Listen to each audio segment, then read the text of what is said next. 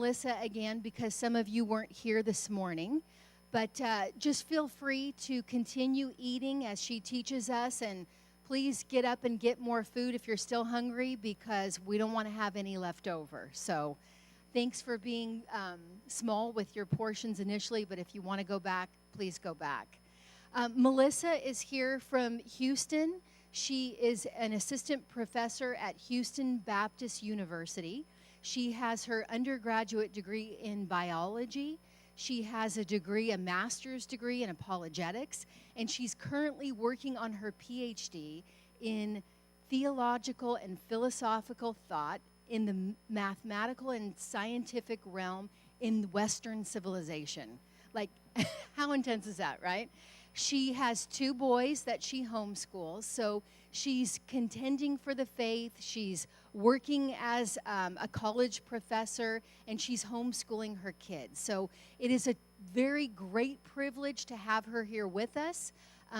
Take notes, listen. We're going to have her materials just for our leaders on Compass Life if you need to listen to it or look at some of her materials later. But just appreciate her and enjoy this great treat of being able to learn from all that she has to offer. If you guys want to welcome her up.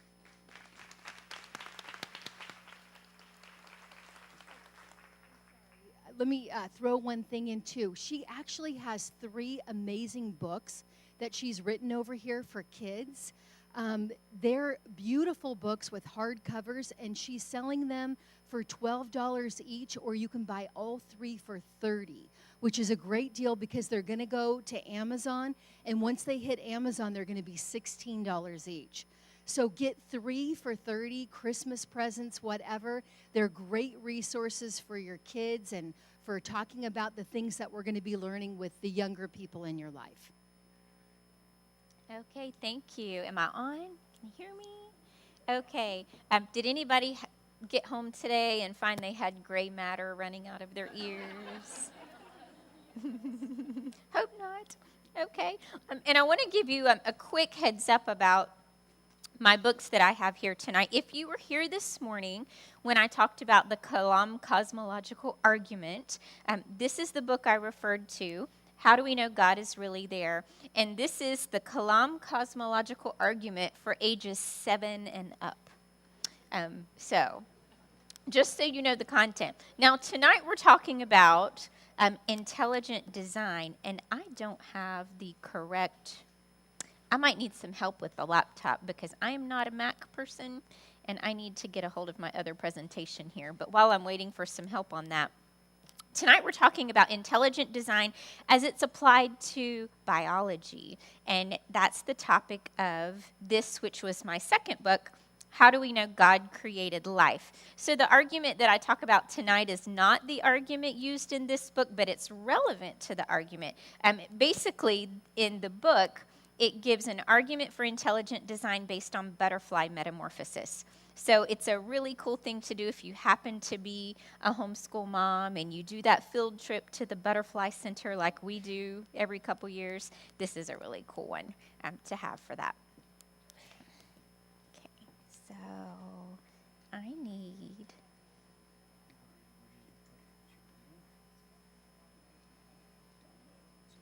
I know it's also on here, so it's on both, but we can just pull it from here.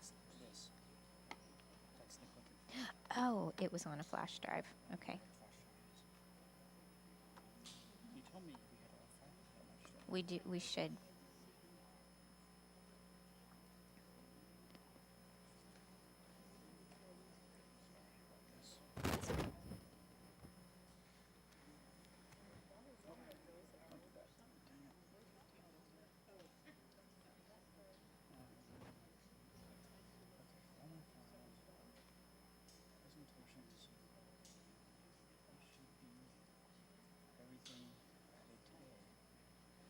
Okay, yeah, there it was.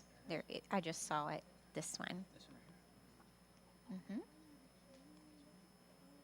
Okay, and then...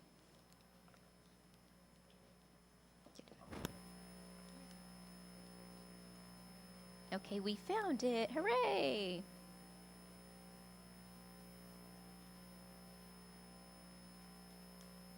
Okay, look at that. We're in business. Okay, so tonight's topic, as I said, is intelligent design as it is applied to biology. And I want to review this slide that you saw this morning where I talk about the concept of natural theology, and I gave you a definition of this. For those of you that weren't here this morning, I want to repeat this because it's very important to the topic. The definition I gave for natural theology is a branch of Christian theology that seeks to justify some of the fundamental truth claims of Christianity, such as the existence of God or that there had to be a creator of all things, without having to appeal to special revelation, which is what we call Scripture. So, in other words, we look at the world around us.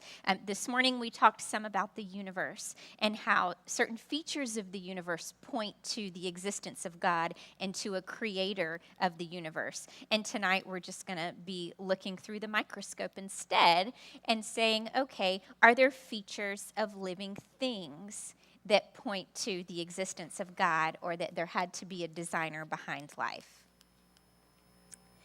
William Paley was a natural theologian from the 18th century. He died in the early 19th century.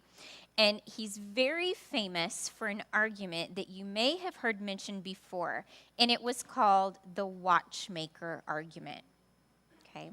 I hear some uh-huhs. I see some heads nodding. So William Paley's argument basically went like this. He said, imagine that you're walking through a field and you happen to stub your toe. Now, I'm not using his British phrasing, obviously. Imagine you stub your toe on a rock. Do you look down at this rock and find it to be anything remarkable? Is it remarkable that there was a rock in the field and you hit your toe on it? He says no. You would just think to yourself, oh, that could have been there forever for all I know, and you keep walking and you never give it a second thought. But imagine you're walking through the same field and you look down at one point and there's a pocket watch laying on the ground. Now, you don't just pass that by and think, oh, that's nothing remarkable, and keep on your merry way. You know that someone was there before you. And when you pick the watch up and examine it, say you pop open the cover, and you can examine the gears and the springs that make the mechanism inside the watch operate. You don't think to yourself that that's just an accident. You see that it was designed for a purpose. And so he uses that as an illustration for why whenever we look at the heavens, for example, whenever we look at living things and we see that they are designed to carry out a function, they're designed in a purposeful way, that we should conclude, just like a watch has to have a watchmaker, the living things we see had to have a designer or a maker. Now, I want you to notice the date here for his book, Natural Theology. It's on the very first pages of this book that he makes the watchmaker argument. Now, about half a century later is when we have Charles Darwin publishing his famous book on the origin of species. And I want to read you a short excerpt from Charles Darwin's autobiography. So this isn't from On the Origin of Species, but I want you to hear this because he directly addresses Paley. He says, the old argument from design and nature as given by Paley, which formerly seemed to me so conclusive, fails now that the law of natural selection has been discovered. There seems to be no more design in the variability of organic beings and in the action of natural selection than in the course with which the wind blows. Okay, very, very important point here that we need to keep in mind for the rest of the material we're going to see here. When Charles Darwin developed his theory of natural selection, this wasn't just about, animals have a common ancestor and they've changed over time and diversified into many more species than we used to see. That was only a very small, actually, part of his argument. What Darwin did that has impacted philosophy and science in such a dramatic way is he said natural selection as a mechanism driving the evolutionary process is a blind process. There's no mind behind it. There's no intention behind it. It operates kind of like a pseudo designer. And he uses this phrase in his autobiography, any course with which the wind blows. Okay? Recognize this name, Francis Crick, or if I put it together with Watson and Crick from Biology 101. Francis Crick, Nobel Prize winner, he was the co-discoverer of the double helix structure of the DNA molecule. And I love this quote because Francis Crick was not a believer. But he says, biologists must constantly keep in mind that what they see was not designed, but rather evolved. Interesting that he says we see these things every day. We're examining these things that really look designed. We have to keep in mind that they were not designed, but rather they were evolved. And then we have famous atheist Richard Dawkins, who says, biology is the study of complicated things that give the appearance of having been designed for a purpose. So the difference between, they look as if they have been designed, apparent design, but it's not actual design. Briefly, I want to comment on the use of this term evolution so we can be on the same page as we're moving forward. I only have 4 different usages of the term here. There are actually at least 12 ways that you can use the word evolution. But these are the most common, and number 4 is what we're dealing with tonight. So I just want to make a couple of comments on this.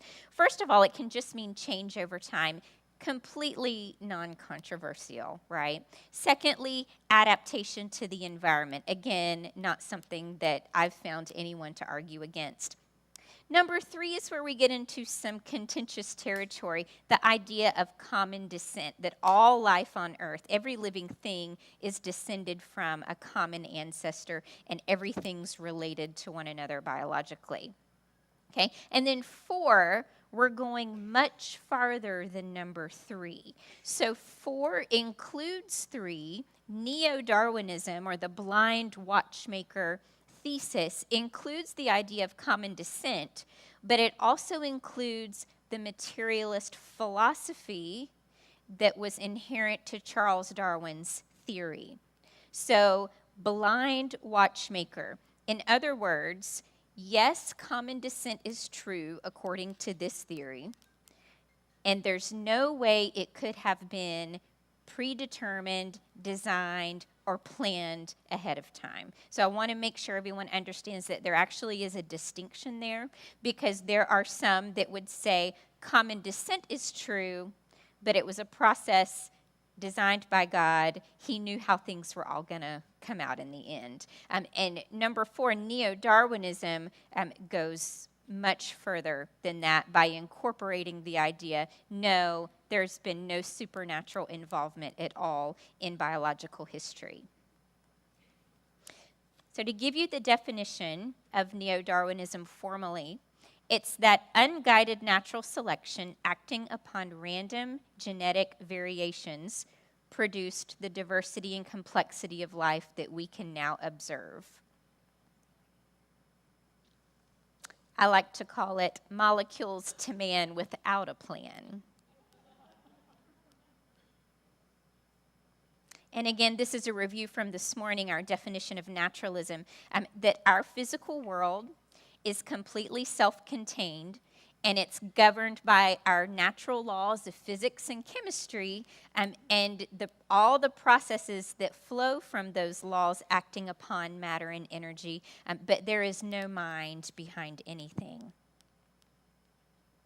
So what this does, if you notice, is that before you even look at the evidence, if naturalism is the philosophy that you hold, you've ruled out intelligent design at the outset, before even examining the evidence and attempting to follow the evidence where it's really leading, you're saying, no, naturalism must be true, and therefore we're ruling out any idea of a mind or a maker from the beginning. Now, the converse, intelligent design, which is what I'll be arguing for tonight, is the theory that when we look around us, we see certain features in the universe, in living things, that are best explained by an intelligent cause, rather than Darwin's idea of an undirected, purposeless, any way the wind blows process. And I have a little illustration for you here. So on the left-hand side of the screen in the yellow, we have our idea of unguided evolution or neo-Darwinism. And this would be a view held by someone proclaiming atheism or deism. Does everybody know what deism is? So the idea that God may exist, but if he does, he's this distant creator who doesn't intervene in the world, doesn't care what goes on in the world, has nothing to do with the lives of man. So that would be the other view that would hold to the neo-Darwinism. And then we have, on the right-hand side, intelligent design. And the point I'm making with this illustration is that when we argue for intelligent design, we're working within the project of natural theology. So we don't use intelligent design to argue for the truth of the Bible. There are some more steps that have to come in between before we can get to Scripture. This only gets us to the existence of a creator God that's involved with the natural world.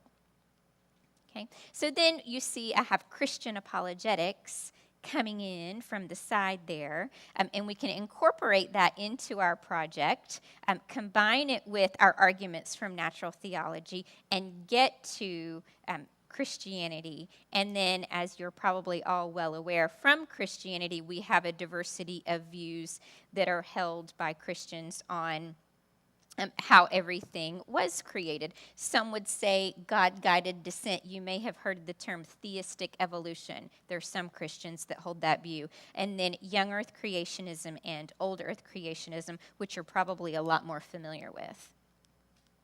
And then there's a view, sometimes this is referred to as the biologos view, because there's an organization whose ministry goal is to promote this idea of unguided evolution, but that's how God intended things to be.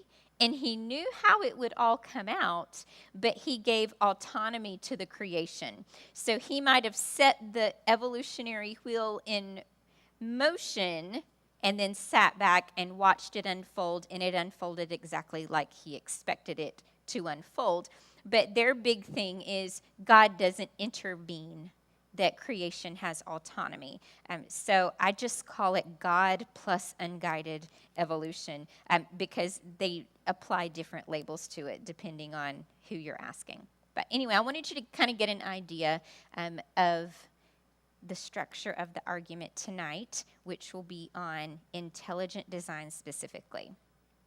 Now, you may have heard arguments for intelligent design that start from complex structures in a living cell, or a complex structure in an animal of some sort, or as I do in one of my books, arguing from the process of butterfly metamorphosis.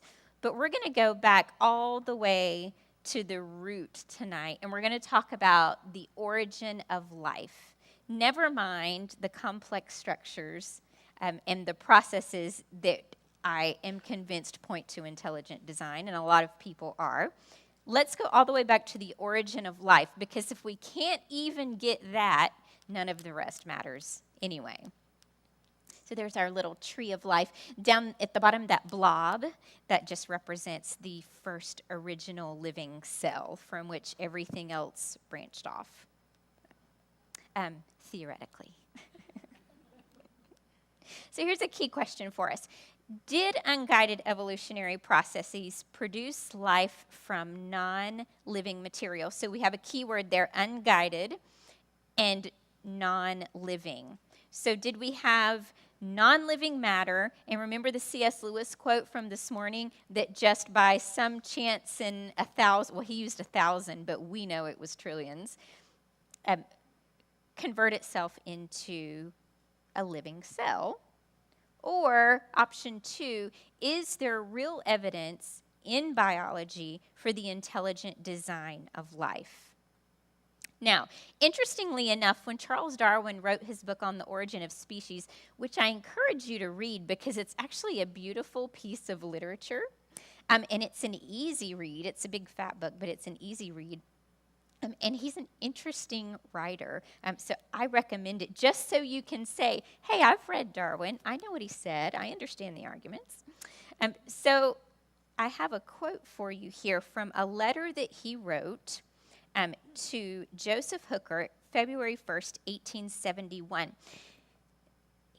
He doesn't address the origin of life in his book, but he addresses it in this letter. And he says, but if, and oh, what a big if, we could conceive in some warm little pond with all sorts of ammonia and phosphoric salts, light, heat, electricity, etc. present, that a protein compound was chemically formed, ready to undergo still more complex changes. So here he's enjoying some speculation about, well, we know that natural selection's responsible for the complexity and the diversity of life that we observe, but when it comes to this origin of life thing, well, let's just imagine that maybe there was a warm little pond and these things just happened, right?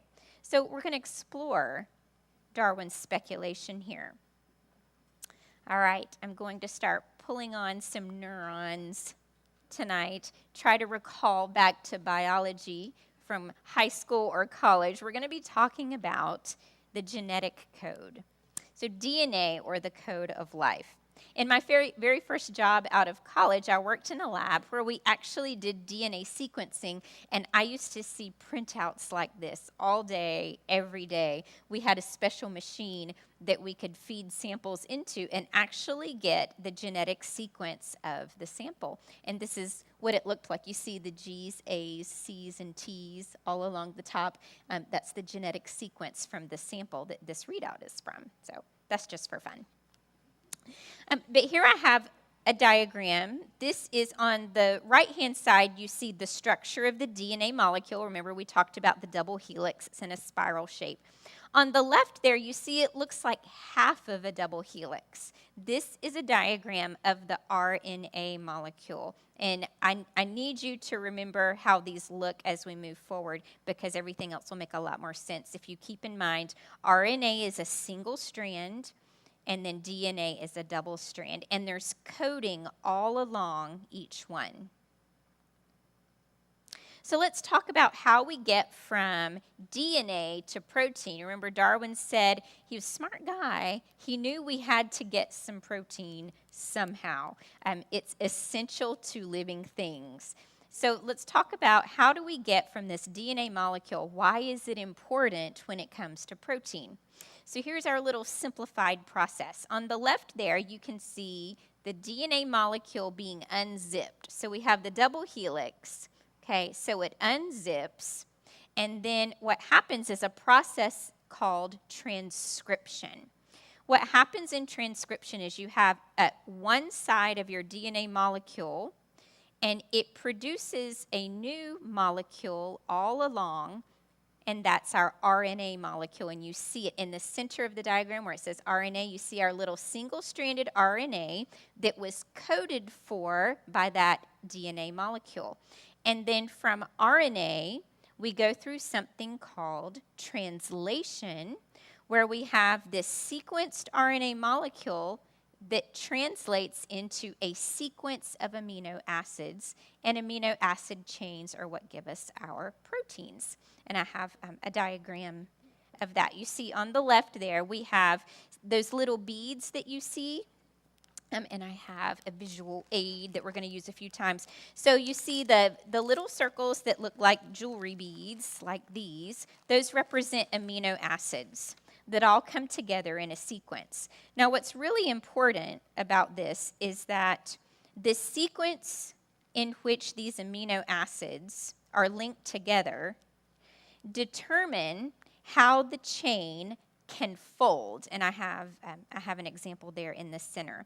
So we have a sequence which determines stable folding of the molecule, and the stable folding determines the geometry. Okay? So in other words, the order of the amino acids, imagine that every single color on my chain here is a different amino acid. So the order of the colors will determine how it can fold, and then however it happens to fold will determine what function the protein molecule can carry out. So remember that. And I'll give you another simplified picture. Okay, so this doesn't show the beads. This is much more simplified just so you can get a visual. So here we have on the left-hand side, the pink and the green. The green is a protein that is called an enzyme. And if you may remember from biology class that an enzyme catalyzes reactions, chemical reactions. So here we have the enzyme binding with the pink molecule. You see it's like a hand and glove fit, and then boom, in the third picture, the pink molecule is broken into two separate new molecules, and then they float off go about their way to do their little job inside the cell. So the shape, this hand and glove fit, is what's so important about the geometry of the protein molecule. So we've gone from the DNA codes for the RNA, then the RNA codes for how the amino acids are sequenced together, and then our sequence determines the shape of our protein molecule. So that's why our sequence is so important. It's a code. It's a blueprint for what the protein molecule needs to look like. This is called sequence specificity. Okay, so the sequence has to be very specific because the function of the whole is determined by the arrangement of the parts. The arrangement of those little amino acids will determine the function of the protein that results.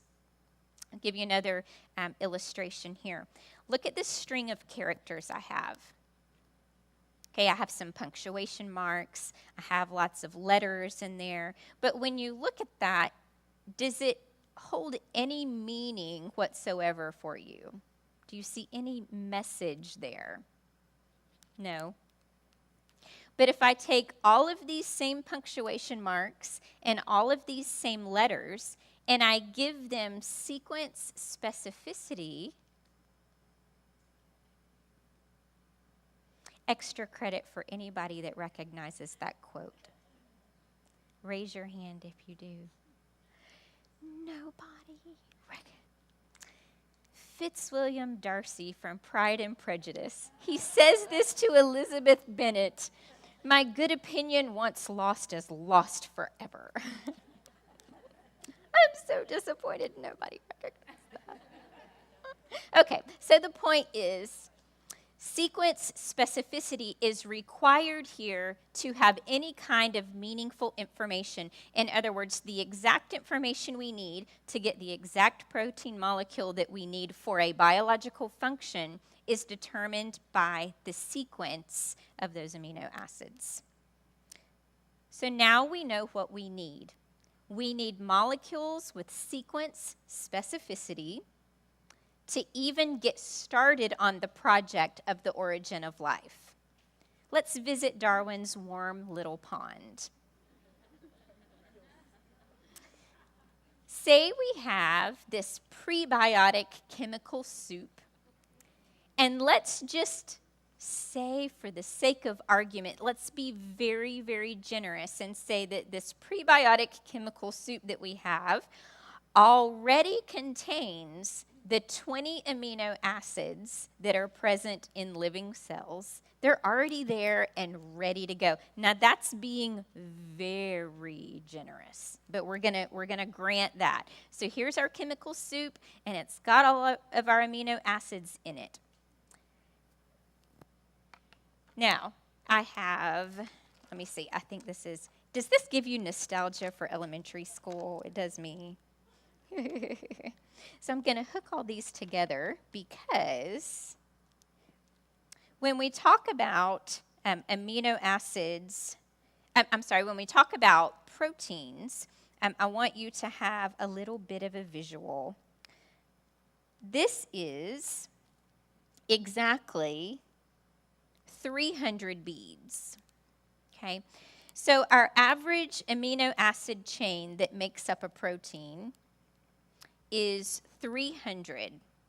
Think about that in terms of the sequence specificity we talked about. Imagine you have a paragraph written in English that has 300 characters and how much specificity has to be there to get meaningful information. So that's the situation we're dealing with. We have our warm little pond.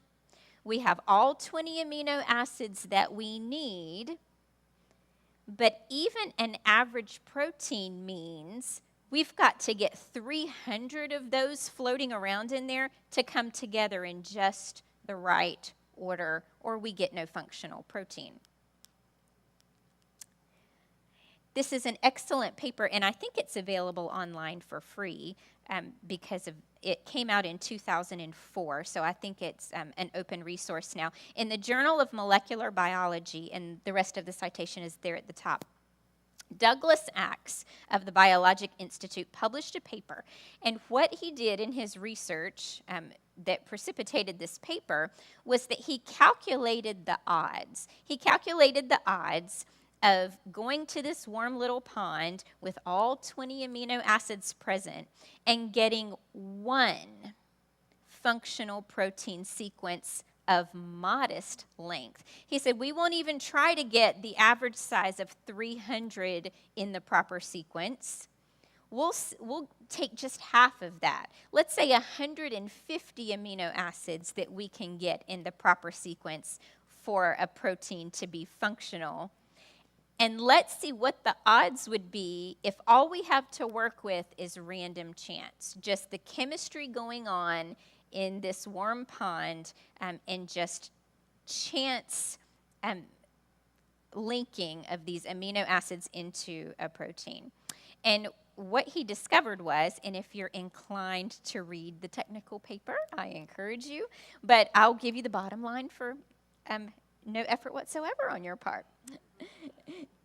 He discovered that it would be one chance in 10 to the 77th power for this to happen, to get a 150 amino acid protein. Now, that number might not mean a lot to you when you look at that 1 in 10, unless you're a mathematician. We might have some mathematicians in here. But when you look at 1 in 10 to the 77th, you're like, well, I guess that's a really big number, but how big is that number? And I'll give you something to compare it to. The number of atoms in the observable universe is only 10 to the 80th. Okay, and he's telling us 1 in 10 to the 77th. Okay, so just imagine. That puts it in more perspective, doesn't it? And this is not for a living cell. This is for one protein molecule of below average size. So, what if we just have lots and lots and lots of time for this to happen? It's a very, very tiny chance, but given enough time, wouldn't this eventually happen? Well, Stephen Meyer says no. In his book, Signature in the Cell, excellent book, came out in 2010. He explains it this way, which is fun. He says, if every event in the universe over its entire history were devoted to producing combinations of amino acids of the correct length in our prebiotic soup, the number of combinations thus produced would still represent a tiny fraction, less than 1 out of a trillion of the total number of events needed to have a 50% chance of generating a functional protein by chance alone. For one protein, one functional protein. So chance alone fails. Now, I want to stop and be fair here because you won't find a materialist proponent of evolution who says it happened by chance alone. I just wanted to put it in perspective for you because later on, the chance problem is going to rear its ugly head again. But what about natural selection acting in conjunction with chance? Well, does everyone understand the concept of natural selection? Should I pause here? Raise your hand if you want me to explain that. Okay, good. So the idea behind natural selection is that when you get something that is capable of reproducing, animals reproduce, cells reproduce, DNA reproduces. Once you have something that reproduces and you have a population, there's going to be some diversity in the population. And the individuals that are better equipped to survive within the environment that they are habitating are the ones that will go on to reproduce more successfully, and the others that aren't so well equipped to live within their environment will gradually die off. And so over time, your population is going to change. So that's the basic concept in a simplified version of natural selection. So what if we could have some sort of natural selection going on so that we didn't just need chance to get our protein molecules? What if there's some selective pressures in the environment that would help us get that sequence specificity that we need? Well, there's a problem with this idea. Because if you want natural selection to ever even be able to begin operating, you have to already have something that is self-replicating. Otherwise, the engine doesn't even crank, okay? So in order to have something that can self-replicate so that we can use natural selection, we already need a whole lot of information, okay? So that doesn't help us. Then we have something called self-organization scenarios, or it has been called biochemical predestination. You may have heard the phrase chemical evolution, the hypothesis that chemicals evolved into self-replicating chemicals, and the self-replicating chemicals eventually evolved into the first living cell. So let's ask that question of proteins. Could we have some sort of self-organization mechanism going on to help us get the proteins that we need? Well, the first question to ask is, when it comes to these amino acids that have to form these chains so we can even get proteins to begin with, are there some, let's just call them colors, are there some that are more attracted to each other than others? So is blue especially attracted to yellow, and is purple especially attracted to pink? Because if so, that could account for some of this sequence we're seeing. Imagine different kinds of magnets, right? These two are bound to stick together, and then these two over here, they're really likely to stick together. Well, we do see some of that between the amino acids. We do see some that are more attracted to each other than others, but there's not enough of an attraction variance to cause the sequence specificity that we need to get our functional protein molecules. So the answer is no, we're not. When we observe in the laboratory what happens with the amino acids, we're not seeing enough of a differential attraction to account for the specificity that we have to have. Well, what about the DNA molecule? Could we have had DNA molecules that had some sort of selection going on, and then once we had the DNA molecule, it can then code for RNA, and then the RNA can code for our protein?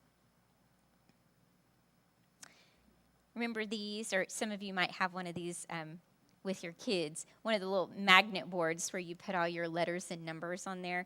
Now, whenever you put your magnetic letters and numbers on that board, does the board determine what order your letters have to be in? No, right? You can stick them on any place that you want, and they'll stick just fine. Well, this is kind of the same situation with DNA. When you look at the DNA molecule, and I'll go back to the diagram so you can see, if you look down the center there where it gives you kind of the zoom in of the molecule, those little bases, you see it labeled at the top, base pairs, those can stick on the DNA backbone in any order. The backbone does not determine what can stick where. Okay, and that's our code. That's our genetic code. The order that those T's, A's, G's, and C's are linked onto the backbone, that's the code that codes for our RNA, which codes for our protein. So it's like that magnetic board. Those bases can stick anywhere on there, and there's no specificity. Okay, so in other words, the point being that the molecule structure doesn't determine anything whatsoever about the information that the molecule is carrying. So what about this self-organization of RNA? And this is a really hot hypothesis right now because we see the problem with positing self-organization of proteins. We see the problem with positing the same thing for the DNA molecule. But what about RNA? And this, on the face of it, seems to be a more promising hypothesis for origin of life researchers. And I'm going to show you a technical diagram next. Well, but we only need to focus on one little part of it, and I have a little red box around it, and that's step one. So the entire diagram, I'm showing you that just to give you an idea of the steps involved with this hypothesis that RNA formed, and then from that, everything else we needed for life is able to form. But step one is what we're concerned with here. And in case you can't read it from where you're sitting, it says RNA forms from inorganic sources. So before we can even talk about all the other things that have to go on in this RNA first hypothesis, we have to get an RNA molecule. We're back where we started with the problem of sequence specificity, because an RNA molecule carries code just like the DNA molecule does. I have a quote here for you from an Origin of Life researcher who is not a believer, but he says something very revealing about these problems. The Origin of Life field is a failure. We still do not have even a plausible, coherent model, let alone a validated scenario for the emergence of life on Earth. A succession of exceedingly unlikely steps is essential for the origin of life, from the synthesis and accumulation of nucleotides, and that's a fancy word for our amino acid chains, to the origin of translation, getting from your RNA to your amino acid chains. Through the multiplication of probabilities, these make the final outcome seem almost like a miracle. Almost like a miracle. But to make matters even worse, and this is what I find particularly entertaining about the problem, we have a chicken and egg problem on our hands. It is a true chicken and egg problem. Robert Service, and I've got the citation here if you'd like to pull up the article, he says, in order for life to have gotten started, there must have been a genetic molecule, something like DNA or RNA, capable of passing along blueprints for making proteins, the workhorse molecules of life. But modern cells can't copy DNA and RNA without the help of proteins themselves. So do you see?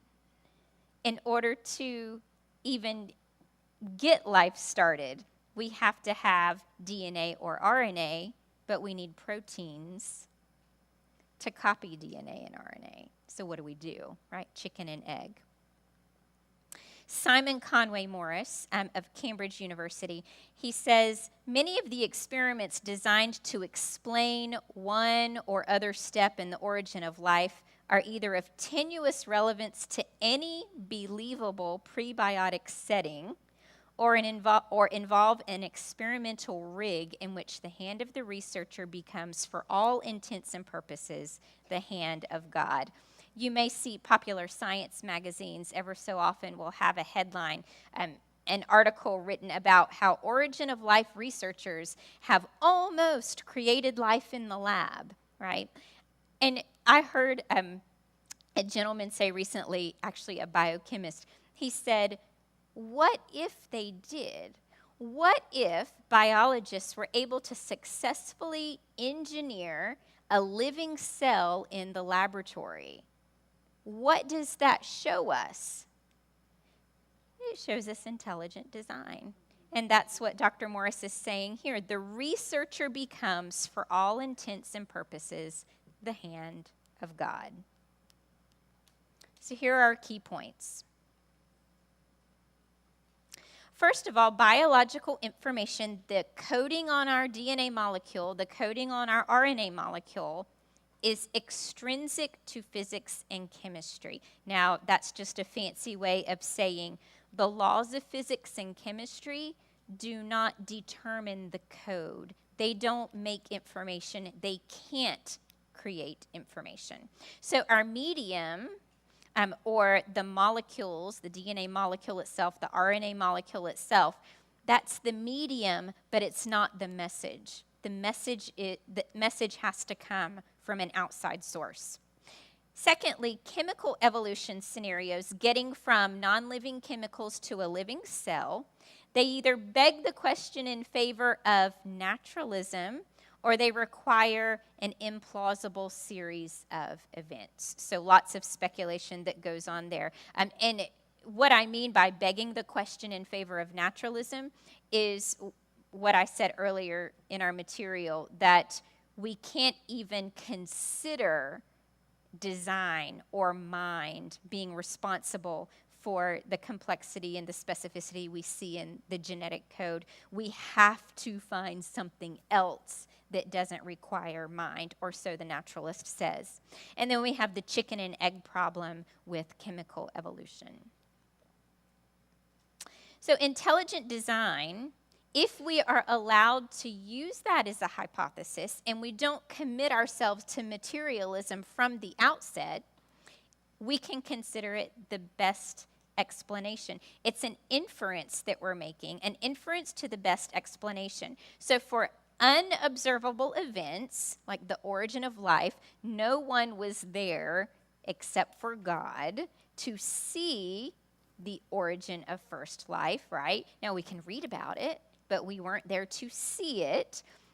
But for these unobservable type of events, when we're talking about that in science, we have to posit the explanation that best explains the data that we do have.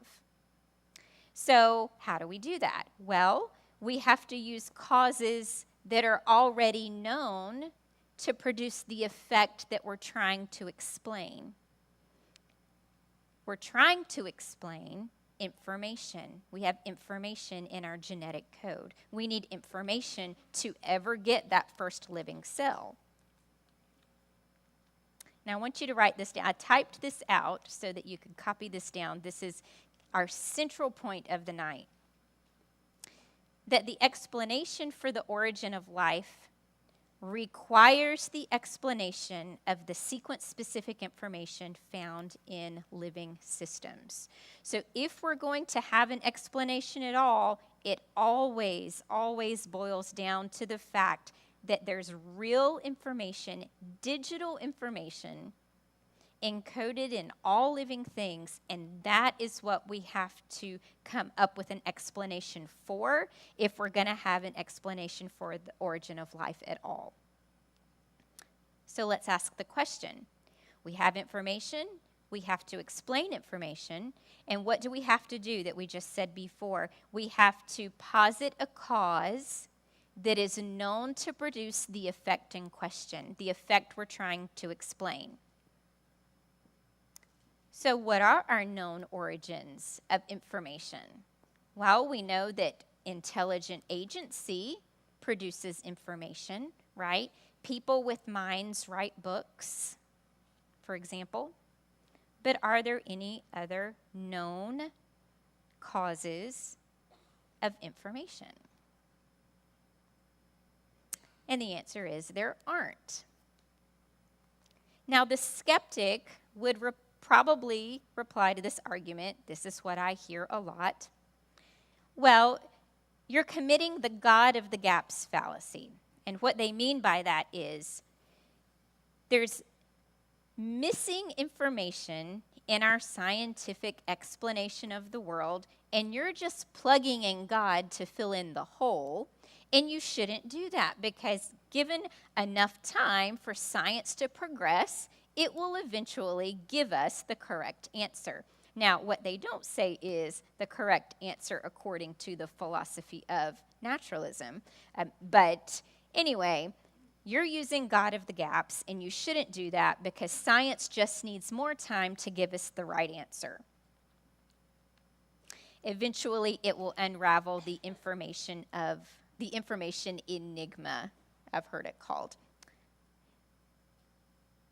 But what they're doing is committing a naturalism of the gaps. They're ruling out intelligent design from the outset, and they're saying there must be a naturalistic explanation. We just don't yet know what it is. Now, incidentally, the accusation that intelligent design is a God of the gaps argument is actually completely incorrect. We didn't use God of the gaps. We made an inference to the best explanation given the data that we do have. And science does that all the time. That's nothing unusual. But for the naturalist, or remember the phrase that we used this morning, methodological naturalism, where you can never have intelligent mind type explanations in science, that's exactly what they're doing. They're ruling out mind from the get-go. They're committing a naturalism of the gaps. And the bottom line is, where there is information in every single situation in human history, information has always required an informer. And so why should it be any different when we discover information in living systems? Real bona fide coded information. So if we're not committed to this philosophy of methodological naturalism, we don't have to rule out intelligent agency behind the existence of life from our starting point. Then it leads us to, the evidence naturally leads us to the idea of there being an informer for the information that we observe. And so when we leave methodological naturalism outside the door, we can actually have a fuller practice of science. Our toolbox is much larger.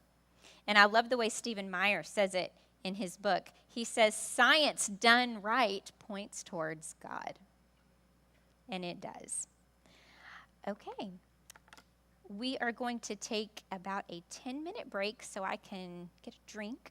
And I'm going to come back and we will do some Q&A. And we don't have to limit it to the intelligent design material that I just covered.